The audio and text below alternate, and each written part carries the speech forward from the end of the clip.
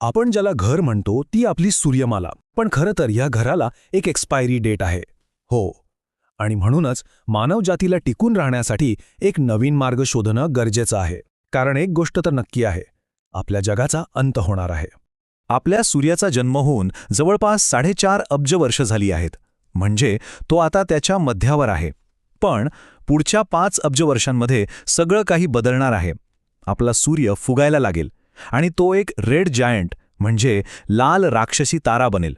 आणि तो इतका प्रचंड होईल की तो पृथ्वीला, हो आपल्या ग्रहाला सहज गिळंकृत करेल. आणि त्यासोबतच आपली संपूर्ण सूर्यमाला संपून जाईल. पण थांबा, याच अथांग विश्वात आपल्या अगदी जवळ म्हणजे फक्त 4.25 प्रकाश वर्ष दूर एक आशेचा किरण आहे. त्याचं नाव आहे प्रॉक्सिमा सेंटॉरी बी. हा पृथ्वीच्या सर्वात जवळचा परग्रह आहे आणि कोण जाणे, कदाचित हेच आपल्या मानवजातीचं पुढचं घर असू शकतं. आपलं भविष्य ना ह्या 2 ताऱ्यांमधल्या एका मोठ्या फरकावर टिकून आहे. बघा, एकीकडे आहे आपला सूर्य, जो एक येलो ड्वॉर्फ आहे. तो अब्जावधी वर्षात संपून जाईल. पण दुसरीकडे आहे प्रॉक्सिमा सेंटॉरी, जो एक रेड ड्वॉर्फ म्हणजे लाल बटू तारा आहे. तो लहान असल्यामुळे आपलं इंधन अगदीच जपून वापरतो आणि त्यामुळे तो अब्जावधी नाही तर खरोवधी वर्ष टिकू शकतो. खरवधी. विचार करा जरा या संख्येवर. ही इतकी मोठी आहे की आपली कल्पनाही तिथे पोहोचणार नाही. आणि लाल बटुताऱ्याचे हेच अविश्वसनीय आयुष्य मानवजातीला एक असं स्थिर, सुरक्षित घर देऊ शकतं, जिथे आपल्याला अस्तित्वासाठी पुन्हा कधीच संघर्ष करावा लागणार नाही. आणि गंमत म्हणजे फक्त ताराच नाही, तर तिथला ग्रहसुद्धा अगदी आपल्या ओळखीचा वाटतो. प्रॉक्सिमा बी हा खडकाळ आहे, म्हणजे आपल्यासारखाच. त्यावर आपण पाय ठेवू शकतो. त्याचा आकार, त्याची त्रिज्या पृथ्वीच्या अगदी जवळ जाणारी आहे आणि वस्तुमान तर फक्त 6% जास्त. असं वाटतं जणू काही निसर्गाने आपल्यासाठी एक बॅकअप प्लॅन आधीच तयार करून ठेवलाय. पण प्रत्येक चांगल्या गोष्टीमध्ये एक पण असतोच. इथेही एक मोठी अडचण आहे. हा ग्रह टाइडली लॉक्ड आहे. आता याचा अर्थ काय?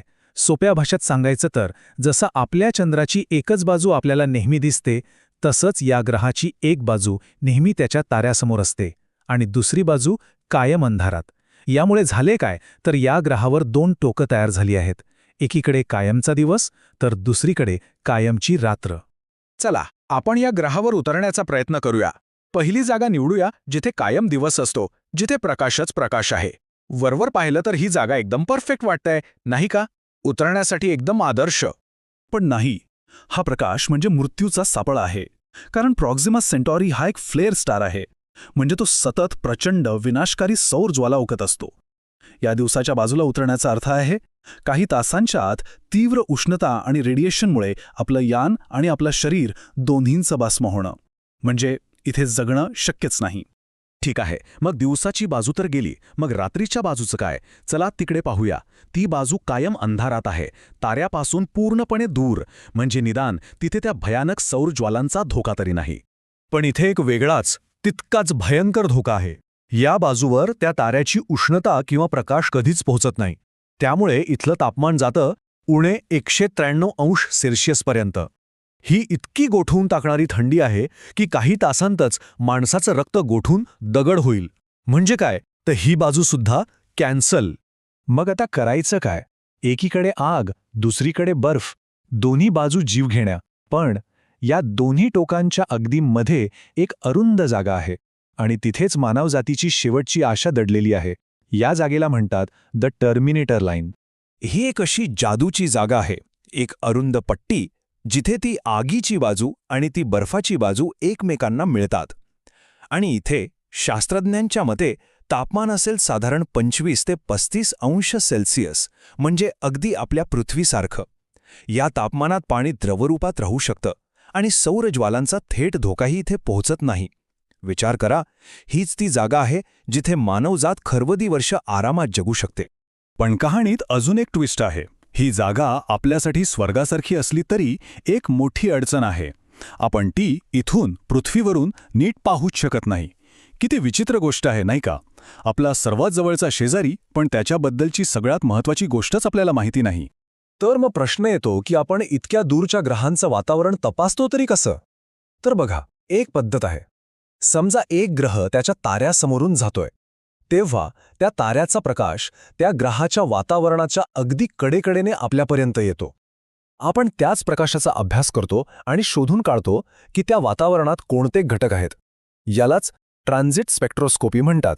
पण इथेच तर खरी अडचण आहे. प्रॉक्सिमा बीच्या बाबतीत ही पद्धत कामच करत नाही. कारण हा ग्रह त्याच्या ताऱ्याच्या इतका जास्त जवळ आहे आणि इथून इतका लहान दिसतो की त्याच्या वातावरणातून येणाऱ्या त्या इवल्याशा प्रकाशाचं विश्लेषण करणं जवळपास अशक्य आहे. आणि म्हणूनच तिथली ती टर्मिनेटर लाईन खरंच राहण्यासारखी आहे की नाही याचं उत्तर आपल्याकडे नाही. आपलं तंत्रज्ञान तिथे पाहू शकत नाही, पण काय माहीत तिथून कोणीतरी आपल्याकडे पाहत असेल? कारण ही गोष्ट इथे एक अनपेक्षित रहस्यमय वळण घेते. एप्रिल 2019 मध्ये ब्रेक थ्रू लिसन नावाच्या एका प्रोजेक्टने प्रॉक्सिमा बीच्या दिशेने एक विचित्र रेडिओ सिग्नल पकडला. त्याला नाव दिलं गेलं BLC-1 आणि सगळ्यात महत्त्वाची गोष्ट, हा सिग्नल नैसर्गिक स्रोताकडून आलेला वाटत नव्हता. आणि त्यामुळे एकच मोठा प्रश्न आपल्यासमोर उभा राहतो. आपण तर या ग्रहाला आपलं भविष्यातलं घर समजून बसलोय, पण काय तिथे आपल्या आधीच कोणी पोहोचलंय? आणि जर पोहोचला असेल तर ते आहेत तरी कोण?